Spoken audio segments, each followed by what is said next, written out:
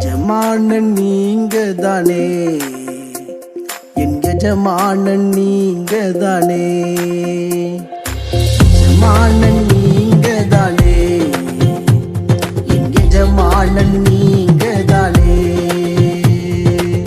உன் கரத்தையே நோக்கிடுவே, என்னை என்றும் நீர் நடத்திடுவே. ஆண்டவராகிய இயேசு கிறிஸ்துவின் நாமத்தினாலே உங்கள் அனைவருக்கும் 2249வது காலை மன்னா செய்தி மூலமாக உங்களை சந்திப்பதில் மிக்க மகிழ்ச்சி அடைகிறேன். தேவனாகிய கர்த்தர் இந்த இரவு முழுதும் பாதுகாத்து அற்புதமாய் ஒரு புதிய நாளை தந்திருக்கிறார். அவருக்கே மகிமை உண்டாகட்டும். இந்த நாளிலும் நாம் யாருக்காக எதற்காக ஜெபிக்க வேண்டும் என்று சொன்னால், நம்முடைய இந்திய தேசத்துக்காக, தமிழ்நாட்டுக்காக, நாம் இருக்கிற மாவட்டத்துக்காக, நம்முடைய பகுதிக்காக, நம்முடைய வீடுகளை சுற்றி இருக்கிற எல்லா மக்களுக்காக ஜெபிக்க வேண்டும். அவர்கள் ஆசீர்வாதமாக இருக்க வேண்டும், அவர்கள் ரட்சிக்கப்பட வேண்டும், அவங்களுக்கு காணப்படுகிற எல்லா பிரச்சனைகள் மாறுபடியாக ஜெபிப்போம். விசேஷமனமாக நம்முடைய தேசத்தை ஆளுகிற நம்முடைய பிரதமருக்காக, முதலமைச்சருக்காக, மற்ற அமைச்சர்களுக்காக நாம் அவர்களுக்காக ஜெபிக்கும் போது கர்த்தர் இன்னும் சிறப்பாய் ஆட்சி செய்ய கர்த்தர் அவர்களுக்கு உதவி செய்வார். வேதத்திலே வாசிக்கிறோம், என்னாலே ராஜாக்கள் அரசாளுகிறார்கள், பிரபுக்கள் நீதி செலுத்துகிறார்கள். ராஜாக்களுக்காக, அதிகாரிகளுக்காக நாம் ஜெபிப்பது நம்ம மேல் விழுந்த கடமை. எனவே நாம் ஜெபிப்போம். தேவன் நம்முடைய தேசத்தை மிகவும் நேசிக்கிறார். இந்த காலை மன்னா ஆதாரத்துக்காக எடுத்துக்கொண்ட வேத வசனம் அப்போஸ்தலர் நடபடிகள் 9ஆம் அதிகாரம் 10ஆம் வசனம், 11ஆம் வசனம், 12ஆம் வசனம். தமஸ்குவிலே அனனியா என்னும் பேருள்ள ஒரு சீஷன் இருந்தார். அவனுக்கு கர்த்தர் தரிசனமாக்கி, அனனியாவே என்றார். அவன், ஆண்டவரே, இதோ அடியேன் என்றான். அப்பொழுது கர்த்தர், நீ எழுந்து நேர் தெரு எனப்பட்ட தெருவுக்கு போய் யூதாவின் வீட்டிலே தர்சு பட்டணத்தானாகிய சவுல் என்னும் பேருள்ள ஒருவனை தேடு. அவன் இப்பொழுது ஜெபம் பண்ணுகிறான். அனனியா என்னும் பேருள்ள ஒரு மனுஷன் தன்னிடத்தில் வரவும் தான் பார்வை அடையும்படி தன்மேல் கை வைக்கவும் தரிசனம் கண்டான் என்றான். எனக்கு பிரியமான கர்த்தருடைய பிள்ளைகளே, அன்பார்ந்த தேவ ஊழியர்களே, அருமையான நண்பர்களே, இந்த அதிகாரத்துல சவுலை கர்த்தர் எப்படி தொட்டார், அவன் எப்படி மனம் மாறினான், பரிசுத்த ஆவியை பெற்றான் என்பதை சொல்லப்பட்டிருக்கிறது. இங்க சவுலையும் அனனியாவையும் பற்றி சொல்லப்பட்டிருக்கிறது. வேதத்துல பழைய ஏற்பாட்டுல அனனியா என்ற பெயரை கொண்டவர்கள் 15 பேர் இருக்கிறார்களாம். இதுல வாசிக்கும் போது அனனியாட்ட கர்த்தர் பேசுகிறார். அனனியிட்ட என்ன சொல்கிறார் என்று சொன்னால், நீ நேர் தெரு எனப்பட்ட தெருவுக்கு நேராப்போ, யூதாவின் வீட்டுல தர்சு பட்டணத்தானாகிய சவுல் என்ற பெயர் கொண்ட மனுஷன் இருக்கிறார். பாருங்க, ஆண்டவர் எப்படி எந்த இடத்துல, எந்த வீட்டுல, எந்த தெருவுல எல்லாத்தையும் அறிஞ்சிருக்கிறார். இன்னைக்கு நம்ம சில நேரங்கள்ல யோசிப்போம், என்னெல்லாம் கர்த்தர் அறிஞ்சிருக்கிறாரா, நான் அவர் பார்வைக்கு மறைவாதான் இருக்கிறானா அப்படிலாம் யோசிப்போம். பாருங்க, ஆண்டவருக்கு எல்லாமே தெரியுது. இத அனனியாட்ட சொல்றாரு. அனனியா எங்க இருக்கிறார்னா தமஸ்குல இருக்கிறார். அனனியா யாருன்னு கேட்டா ஒரு ஜெபிக்கிறவன். அவன் தனிப்பட்ட விதத்துல அதிக நேரம் ஜெபிப்பதுதான் அவனுடைய சிறப்பை காணப்படுகிறது. இந்த அனனியா எருசலேம்ல துன்பம் உண்டான போது அங்கே சிதறப்பட்ட யூதர்கள் எல்லாரும் சிதறி போனார்கள். அப்பொழுதுதான் இவனும் சிதறப்பட்டு இங்கே தமஸ்குவில வீட்டுல இருந்து ஜெபிக்கிறார். ஜெபிக்கும் போதுதான் ஒரு தரிசனத்தை பார்க்கிறார். அதாவது நேருக்கு நேர் தரிசனம் பார்க்கிறார். இதே சவுலை பற்றி அவன் கேள்விப்பட்டான். அவன் மிகவும் துன்பப்படுத்துகிறான். ஆண்டவருடைய பிள்ளைகளை, இயேசு என்ற நாமத்தை உடைய கர்த்தருடைய பிள்ளைகளை மிகவும் துன்பப்படுத்துகிறான், ரூபங்களை கேட்டு வாங்குறான் என்று சொல்லிய செய்தியை கேள்விப்பட்டார். இப்போ ஆண்டவராகிய தேவன் அவர் பேசுகிறார், நீ சவுல் தேடிப்போ, அவன் நேர் தெரு எனப்பட்ட யூதாவின் வீட்டுல இருக்கிறான், நீ அங்க போய் அவன் மேல கைய வைக்கணும், அவன்கிட்ட பேசணும் சொல்லி கர்த்தர் இங்க அனனியாட்ட சொல்றார். அனனியா பயப்படுறார். கூப்பிடும் போது அனனியா உடனே கேட்டாரு, ஆனா போக பயப்படுறாரு. ஏன்னா இந்த சவுலை பத்தி ஆல்ரெடி இவர் கேள்விப்பட்டிருக்கிறார்.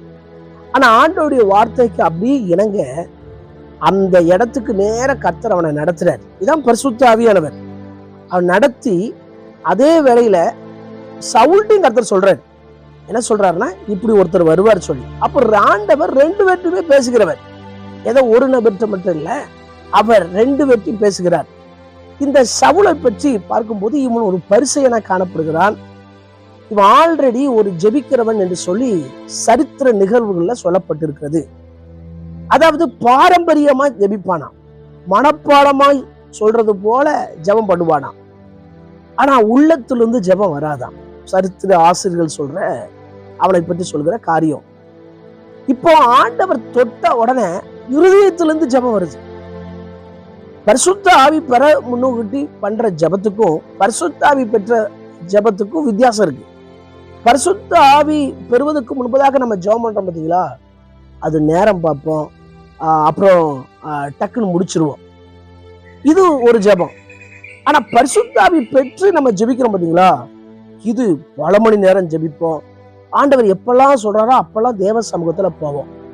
இதான் பரிசுத்த ஆவியானவரை பெற்றுக்கொண்ட பின் ஜெபிக்கிற ஜெபங்கள். இன்றைக்கும் கர்த்தர் வல்லமையா அநேகரை பயன்படுத்துறாரு கேட்டா, அவங்க பல மணி நேரமா ஜெபிக்கிறாங்க. இந்த சவுலும் அப்படி ஜெபிக்கிறவனா கர்த்தர் மாற்றிட்டார். இப்போ சில நாள் தமஸ்குல சீஷரோட தங்கி இருக்கிறான், கற்றுக்கொள்கிறான். பின்பதாக சவுலை கர்த்தர் பவுலாய் மாற்றி கர்த்தர் பயன்படுத்துகிறார். அதற்கு காரணம் என்ன என்று கேட்டால், ஒரு அனனியாவை கர்த்தர் தெரிவு செய்கிறார்.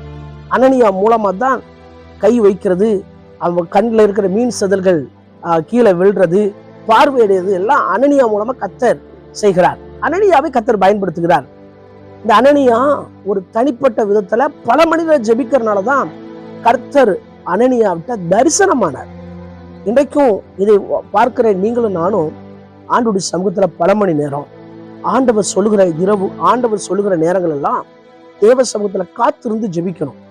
அப்பதான் கர்த்தர் நம்மள்ட்ட பேசுவார். நம்ம கூட பரிசுத்த ஆவியானவர் இருக்கிறாரு அப்படின்னு சொன்னா நிச்சயமா நம்ம ஜெபிக்கிறவங்களா காணப்படுவோம். இன்றைக்கு அநேகர் ஜெபம் இல்லாமல் இருக்கிறார்கள். ஆவிக்குரிய ஆகாரம் நமக்கு ஒரு ஜெபம் போல. ஜெபம் இருந்தாதான் நம்முடைய ஆவிக்குரிய வாழ்க்கையில அந்த ஆவிக்குரிய ஓட்டம் சீரும் சிறப்புமா இருக்கும். நமக்கு எந்த குழப்பங்கள் வராது, எந்த கவலையும் வராது. அவர் எனக்கு எல்லாவற்றையும் செய்வார். ஏன்னா இங்க நேர்த்தெருவு எனப்பட்ட தெருவுல யூதாவின் வீட்டுல சவுல் இருக்கிறதாக கர்த்தர் தெள்ள தெளிவா சொல்றாரு, பேரிட்டு அழைக்கிறாரு. எவ்வளவு நல்ல ஆண்டவர் பாருங்க. இதை பார்த்து கொண்டிருக்கிற உங்களையும் கர்த்தர் பேரிட்டு அழைக்கிறார். நீங்க என்ன சூழ்நிலை இருக்கீங்க, எப்படிப்பட்ட நிலையில இருக்கீங்க, எப்படிப்பட்ட காரியத்துக்காக ஜெபிச்சு கொண்டு இருக்கீங்க, எந்த இடத்துல ஊழியம் செய்றீங்க, எல்லாம் ஆண்டவருக்கு தெரியும். அவருக்கு மறைவானது ஒன்றுமே இல்லை. சில நேரம் நம்ம நினைச்சிட்டு இருப்போம், நம்ம பண்றதெல்லாம் யார் பார்க்கிறா, ஆண்டவருக்கு பார்க்கலையே, பார்த்தா ஜெபத்துக்கு பதில் தந்திருப்பாரு. இல்ல, அவர் எல்லாத்தையும் பார்த்துக்கிட்டு இருக்காரு. நமக்கு என்னென்ன தேவை, என்னென்ன செய்யணும்னு சொல்லி அவருக்கு தெரியும். நீங்க இருக்கிற முகவரி முதற்கொண்டு தெரியும். நீங்க உங்க பேரை கூட அடைஞ்சிருக்காரு. அதான் அவர் பேர் சொல்லி இங்க அழைக்கிறார். எனவே அனனியாவுக்குள்ள இருந்த ஒரு நல்ல தனிப்பட்ட ஜெப வாஞ்சை நமக்குள் வரட்டும். ஆண்டவரிடம் பல மணி நேரம் ஜெபிப்போம். ஜெபமில்லாத ஓட்டம் ஜெயமில்லாத ஓட்டம், ஜெபமுள்ள ஓட்டம் ஒரு ஜெயமுள்ள ஓட்டம். எனவே நாம் தனி ஜெபத்துக்கு அதிக அக்கறை செலுத்துவோம். ஆண்டவர் நம்மை ஆசீர்வதிப்பாராக. எங்களை மூடி ஜெபிக்கலாம். எங்களை நேசிக்கிற நல்ல தகப்பனே, இந்த வேலைக்காய் வருகிறோம். அனனியாவின் மூலமாய் சவுல்ட்ட இருந்து சில பாடங்களை எங்களுக்கு கற்றுக் கொடுத்து நமக்கு ஸ்தோத்திரம். இந்த காலை மன்னா ஊழியத்தை ரொம்ப நேசிக்கிறீர். இப்படிப்பட்ட தெய்வீக சத்தியத்தை எங்களுக்கு சொல்லிக் கொடுக்கிறீர். நாங்கள் கற்றுக்கொண்டு இன்னும் எங்க வாழ்க்கையில நாங்கள் ஜெபிக்கிறவர்களாய், தரிசனம் பார்க்கிறவர்களாய், ஆண்டவரே ஸ்தோத்திரம்பா, உமக்காய் வைராக்கியமா நிற்கிறவர்களாய், ஆண்டவரே அநேக ஊழியங்களை உருவாக்குகிறவர்களாய் கர்த்தர் எங்களை மாற்றுங்க. பிறந்த நாள், திருமண நாளை நினைவு கூறுகிற ஒவ்வொருவரையும் ஆசீர்வதிங்கப்பா. தேவனுடைய வார்த்தையினால் பிழைப்பு உண்டாகட்டும். இந்த நாள் முழுவதும் கர்த்தருடைய கரம் ஆளுகை செய்து நடத்தட்டும். இயேசுவின் மூலம் ஜெபம் கேளும் ஜீவனும் நல்ல பிதாவே, ஆமென். ஆண்டு சுத்தமானால் மீண்டும் நாளை காலை புதிய காலை மன்னா செய்திகளை சந்திக்கிறேன். அதுவரை தேவ கிருபை தாங்குவதாக. மாரநாதா, இயேசு வருகிறார். ஆயத்தமாவோம், அனைவரை ஆயத்தப்படுத்துவோம். ஆமென். அல்லேலூயா. Praise the Lord. உங்களின் சேவை செய்வே எந்த சூழ்நிலையிலும்